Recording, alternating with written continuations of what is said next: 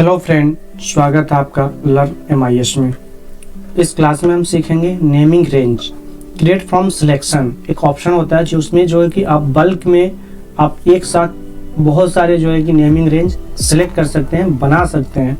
इस ऑप्शन के बारे में सीखेंगे। अब ये ऑप्शन कैसे हम बनाएंगे, किस तरह से बनाएंगे, इसका यूज कैसे होता है, चलिए इसको डिटेल में जानते हैं।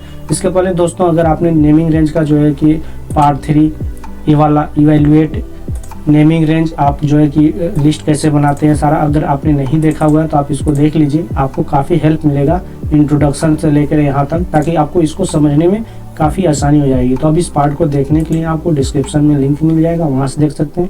या तो हमारे प्लेलिस्ट पे विजिट करिए, चैनल पे, वहाँ पे जाइए। प्लेलिस्ट में आपको A to Z सारे वीडियोज मिल जाएंगे, पूरा क्लास वाइज आपको। ठीक है, चलिए अब नेक्स्ट आगे बढ़ते हैं। देखिए दोस्तों, हमारे पास एक डेटा है। अब इस डेटा का नेचर पहले समझ लीजिए। डेटा आपका ऐसा है कि जैन से लेके दिसंबर तक हमारे पास एक नाम है, और इसके नीचे हर महीने की जो है कि वैल्यू दी हुई है, और यहाँ पे कुछ सिटी के नाम है। ठीक है, अब इस सिटी का नाम है यहाँ पे, जैसे मान लीजिए दिल्ली है, दिल्ली का जैन, फेब, मार्च, इसमें क्या क्या वैल्यू था यहाँ पे है। ठीक है, अब इसका जो है कि हमें एक नेमिंग रेंज क्रिएट करना है, और इसको जो है कि एक डैशबोर्ड के थ्रू यूज करना है। जैसे यहाँ पे हमें एक ऐसा सिलेक्शन बनाएंगे, ड्रॉप डाउन बनाएंगे, यहाँ पे आउटपुट भी हमें दिखाई दे, और उसके थ्रू हमारा यहाँ पे हाईलाइट होके आपको दिखाई दे। अब दोस्तों ये जो है कि एक तरह से देख लीजिए, आपका एडवांस एक्सेल का पार्ट हो जा रहा है। इसलिए हो जा रहा है कि यहाँ पे हम मल्टीपल चीज़ों को यूज करेंगे एक साथ मिलाकर, तो यही होता है एडवांस एक्सेल। ठीक है, ऐसे जो है कि आप आगे बढ़ते जाएंगे तो आपको एडवांस पार्ट मिलता जाएगा। बहुत सारे जो है कि जब पीछे का हमने कंडीशनल फॉर्मेटिंग पढ़ चुके हैं, तो कंडीशनल फॉर्मेटिंग अगर आपने नहीं पढ़ा होगा तो आप पीछे के वीडियोज देख लीजिए, लिंक में आपको मिल जाएगा डिस्क्रिप्शन में, वहाँ से आप देख सकते हैं। तो अभी हम आपको जो है कि इस डेटा के साथ में naming range, drop down list कैसे बनाते हैं, वो सारी चीज़ें, और कंडीशनल फॉर्मेटिंग, इन सब का जो है कि मिलाकर यूज करेंगे इस डेटा के ऊपर। तो पूरा एक्सपेरिमेंट किया जाएगा, लाइव प्रैक्टिकल किया जाएगा। आप बने रहिए हमारे साथ वीडियो के अंत तक। चलिए शुरू करते हैं। अब देखिए दोस्तों, हम यहाँ पे पूरा डेटा को जो है कि सिलेक्ट कर ले रहा हूँ मैं। सेलेक्ट करने के बाद बल्क में हमें नेमिंग रेंज क्रिएट करना है। अगर बल्क में नहीं करेंगे तो आप जैन का एक साथ करोगे, फेब का, ऐसे करके 12 महीने का आपको करना है। 12 बार आपको नेम लिस्ट बनाने में आपको कितना टाइम लग जाएगा। तो आप अपने काम को जो है कि छोटा करना चाहते हो, रिपोर्टिंग टाइम बचाना चाहते हो, यहाँ पे बढ़ाने का काम हो गया। लेकिन बढ़ाना नहीं है ना, आपको जो है कि ऑप्शन है, तो आप उस ऑप्शन को यूज करेंगे बल्क में। फॉर्मूला पे जाइए, सेलेक्ट करने के बाद क्रिएट फ्रॉम सिलेक्शन पे जाइए। यहाँ पे देखिए दोस्तों, डेटा का नेचर अभी आपको मैंने बताया ना कि आपका नेम जो है ये सिटी का, ये लेफ्ट साइड में है, और ये आपका जो है कि हॉरिजॉन्टल चल रहा है आपका, जैसे कि जैन, फेब, मार्च, तो ये टॉप पे है। ये आपका हेडर क्या है, टॉप पे है, और ये आपका जो है कि लेफ्ट में है हेडर। अगर आपका ऐसे ये हेडर जो है कि नीचे है, जैसे मान लीजिए बॉटम में है या राइट में है, तो आप उसको सेलेक्ट करेंगे। तो अभी हमारा जो है कि बॉटम और राइट में नहीं है, हमें टॉप और लेफ्ट में है, तो इन दोनों को मैंने सेलेक्ट कर लिया। यहाँ पे देखिए, यहाँ पे हमने दोनों को टिक कर दिया।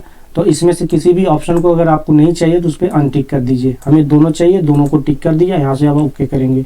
अब दोनों को सिलेक्ट करने के बाद ओके कर दिया। अब देखिए बल्क में दोस्तों नेमिंग रेंज बन के तैयार हो गया। अभी हमारा जो है कि यहाँ पे जाके देखिए नेम मैनेजर में, ये देखिए आपका इतना सारा नेम रेंज बन के तैयार होगा। अब आप बोलेंगे कि ये तो कैसे हो गया, हमें पता ही नहीं था। चलिए यहाँ से मैं सारे को सिलेक्ट करके डिलीट कर देता हूँ, सारे को एक साथ डिलीट कर दिया। अब देखिए यहाँ पे कोई भी नाम नहीं है, ओके कर दिया। फिर से आइए, यहाँ पे देखिए कोई भी नाम नहीं है ना यहाँ पे।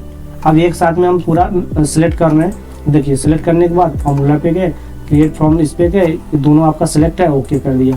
अब आइए यहाँ पे, ये देखिए एक साथ में इतना सारा बल्क में नेमिंग रेंज बन के रेडी हो गया। अब इसका यूज कैसे करना है दोस्तों, यहाँ पे आइए। जैसे हमने एक एग्जाम्पल लिया हुआ है, सिटी नेम हमें चाहिए। यहाँ पे सिटी नेम, वो भी ड्रॉप डाउन लिस्ट चाहिए। हम जिस सिटी को सिलेक्ट करें, यहाँ पे मंथ नेम चाहिए, यहाँ पे हमें आउटपुट चाहिए। अब कैसे यूज करेंगे इसका, तो इसके लिए जो है कि यहाँ पे एक डेटा वैलिडेशन पे जाके लिस्ट बनाएंगे। कैसे बनाएंगे, डेटा पे जाएंगे। यहाँ पे डेटा पे जाने के बाद यहाँ पे आप जाइए, डेटा वैलिडेशन पे जाइए। डेटा वैलिडेशन पे जाने के बाद दोस्तों यहाँ पे जो अलाउ दिख रहा है, यहाँ पे लिस्ट पे चले जाइए। यहाँ पे सोर्स में, अब सोर्स में आपको कौन सा सोर्स लेना है, सिटी का लेना ना, तो सिटी को पूरा सिलेक्ट कर लिया। हम डायरेक्ट रेफरेंस लेना है। अभी इसके लिए नेमिंग रेंज नहीं बनाया मैंने, इसके पहले मैंने नेमिंग रेंज बना के सिखा दिया है, आप वहाँ से बना सकते हैं। तो हम अभी डायरेक्ट रेफरेंस ले रहे हैं, ओके कर दिया। अब देखिए दोस्तों, यहाँ पे सिटी का नाम आ गया। अब इस पर ड्रॉप डाउन पे क्लिक करिए, सारे सिटी का नाम आ गया, कोई भी सिटी का नाम सेलेक्ट कर सकते हैं। अब मंथ पे आइए, सेम ऐसे करना है आपको, डेटा पे जाना है, यहाँ पे वैलिडेशन पे जाना है, लिस्ट पे जाना है, यहाँ पे आप जो है पूरे मंथ को जो है सिलेक्ट कर लीजिए, जन से दिसंबर तक ओके कर दीजिए। ये आपका देखिए मंथ भी रेडी हो गया, आप कोई भी मंथ सेलेक्ट कर लीजिए। अब देखिए दोस्तों यहाँ पे आउटपुट चाहिए। अब आप जो है इन दोनों के आधार पे आउट चाहिए कि कोलकाता अप्रैल का मुझे यहाँ पे डेटा चाहिए आउटपुट में। तो ऐसे इस कंडीशन में इसका आप फॉर्मूला जब लगाएंगे एडवांस एक्सेल के अंदर तो मैच और लुकअप का यूज करके आप ला सकते हैं। दूसरा होता है सम प्रोडक्ट का यूज करके ला सकते हैं, लेकिन हम यहाँ पे ऐसे कोई बड़े फॉर्मूला का यूज ही नहीं करेंगे। हम जो है कि डायरेक्ट यहाँ पे लाएंगे। कैसे लाएंगे, नेमिंग रेंज हमने बना ही रखा है, तो उसके लिए हम इसको डायरेक्ट जो है कि इवेल्युएट करा देंगे। इवेल्युएट कराने के लिए यहाँ पे हम ऐसे करेंगे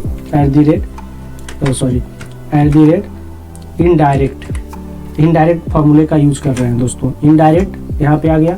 अब देखिए इनडायरेक्ट में जो है कि हमारा पहला जो इनपुट क्या है, सिटी नेम है। तो सिटी नेम कहाँ पे है, D5 पे है, तो D5 हमने यहाँ पे ले लिया, ब्रैकेट को बंद कर दिया।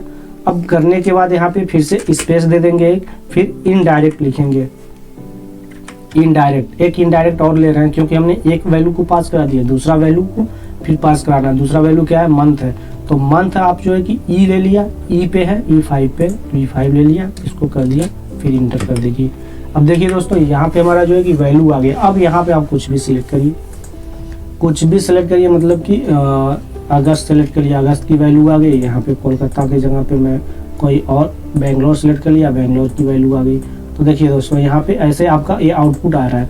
अब आउटपुट जो आ रहा है, ठीक है, इस आउटपुट को जो है कि हमें अब कंडीशनल फॉर्मेटिंग में लेके जाना है कि जैसे हम यहाँ पे जो भी चीज़ सिलेक्ट करें यहाँ पे हाईलाइट भी हो जाए, जैसे इस डेटा में कि वो कहाँ पे है वो वैल्यू। आपको सर्च करने की जरूरत नहीं पड़ेगी, वो डायरेक्ट सर्चिंग का भी काम कर देगा। तो कंडीशनल फॉर्मेटिंग का यूज करेंगे। अब कंडीशनल फॉर्मेटिंग का यूज करने के लिए आपको मैंने कंडीशनल फॉर्मेटिंग का क्लास जो है कि ऑलरेडी ले चुका हूँ, तो आप उसको देख लीजिएगा डिटेल में। मैं इसलिए आपको यहाँ पे पूरा तुरंत बता रहा हूँ, आपको कोई इसमें ज़्यादा समझा नहीं रहा हूँ। आप इस पूरे एरिया को सिलेक्ट करिए। सिलेक्ट करने के बाद अब आपको क्या करना है, कंडीशनल फॉर्मेटिंग का यूज करना है ना। तो कंडीशनल फॉर्मेटिंग का यूज करने के लिए आप क्या करेंगे, सबसे पहले आप यहाँ पे आइए, होम पे कंडीशनल फॉर्मेटिंग पे जाइए, ठीक है। यहाँ पे आइए न्यू रूल पे। अब न्यू रूल पे आएंगे तो यहाँ पे आपको फॉर्मूला यूज करना है। फॉर्मूला पे आइए। अब आप देखिए यहाँ पे आपको एक चीज क्या करना है कि यहाँ पे सबसे पहले आपको लेना है ये वाला एड्रेस, जो एड्रेस क्या है F5 पे है। तो F5 यहाँ पे लिखिए, ले लीजिए F5। ये आपका जो है कि फ्रीज हो गया, इक्वल टू, अब आप जो है कि यहाँ पे लेंगे B7। अब B7 को दोस्तों फ्रीज नहीं करना है, इसको अनफ्रीज कर देते हैं, मतलब कोई फ्रीज नहीं रखना है। ये पूरा खुला रहेगा, खुले सांड की तरफ पूरा घूमता रहेगा डेटा में, ठीक है। अब ये डेटा में जैसे आप सेलेक्ट करेंगे ना, ये पूरा घूमता रहेगा पूरे एरिया में और आपका जो है कि आउटपुट को ला के दे देगा। अब क्योंकि यहाँ पे F5 को आपने क्या किया, फ्रीज कर दिया है, तो आपकी फिक्स वैल्यू है, ये एड्रेस आपका चेंजेबल नहीं है। बाकी के एड्रेस क्या है, चेंजेबल है। तो इस चीज़ को आप कर दीजिए। यहाँ पे आप फॉर्मेट सेल पे जाइए। अब कोई भी फॉर्मेट आप यहाँ पे ले लीजिए, फिल पे जाइए, कलर कौन सा लेना है यहाँ पे कलर ले लीजिए, ठीक है। कलर लेने के बाद यहाँ से आप ओके करिए। अब फॉन्ट कलर भी लेना है तो फॉन्ट कलर भी ले लीजिए। फॉन्ट कलर में मान लीजिए मैंने वाइट कर दिया, इसको बोल्ड करना है, बोल्ड कर दिया, ओके कर दिया। अब यहाँ पे कर दिया ओके। अब देखिए दोस्तों यहाँ पे हाईलाइट हो गया 918 यहाँ पे आउटपुट है। बेंगलोर अगस्त, बेंगलोर आपका हो गया। यहाँ पे देखिए, यहाँ पे अगस्त है, अगस्त का हाईलाइट हो गया। अब यहाँ पे सिलेक्ट करिए जुलाई मंथ आ गया। अब देखिए जुलाई मंथ पे फिर मूव हो गया। अब आप मान लीजिए कि यहाँ पे आप सेलेक्ट कर रहे हैं कोई और, मुंबई सेलेक्ट कर लिया आपने। यहाँ पे देखिए मुंबई का आउटपुट क्या है जुलाई में, 1 आ गया है। तो ऐसे दोस्तों जो है कि आप इसका यूज कर सकते हैं। देखिए आपने कितने सारे फॉर्मेट को आपने बना के एक यूज किया और एक सुंदर सा फॉर्मेट आपने रेडी कर लिया इस तरह से। देखिए यहाँ पे आपको जो है कि सिलेक्शन बना लिया। सिलेक्शन बनाने के बाद इसमें आपने ड्रॉप डाउन सीख लिया, नेमिंग रेंज आपने इसके अंदर अप्लाई कर दिया, फिर आपने एक फॉर्मूला सीख लिया इनडायरेक्ट का कैसे यूज करते हैं, फिर कंडीशनल फॉर्मेटिंग, सारी चीज़ का आपको हो गया। और इसके लिए मैंने आपको जो है कि यहाँ पे इनडायरेक्ट का फॉर्मूला नोट डाउन कर दिया है ताकि आपको जो है कि प्रैक्टिकल करने में कोई प्रॉब्लम ना हो, ठीक है। और ये आपका जो है कंडीशनल फॉर्मेटिंग का फॉर्मूला है जो मैंने यहाँ पे यूज किया है। मैंने यहाँ पे लिख दिया कंडीशनल फॉर्मेटिंग, CF कर देता हूँ शॉर्ट में, आपको समझ में आ जाएगा, ठीक है। तो ये दोनों का यूज करना आपने सीख लिया। नेमिंग रेंज तो आपको ऑलरेडी पता है। तो चलिए अगर आपको वीडियो अच्छा लगा है तो लाइक करिए, अपने दोस्तों के साथ शेयर करिए, और अगर आपने अभी तक सब्सक्राइब नहीं किया है मेरे दोस्त तो सब्सक्राइब करके जाइएगा। अब मिलेंगे नेक्स्ट वीडियो में नेक्स्ट टॉपिक के साथ। तब तक के लिए आपने वीडियो देखा उसके लिए धन्यवाद। जय हिंद, जय भारत।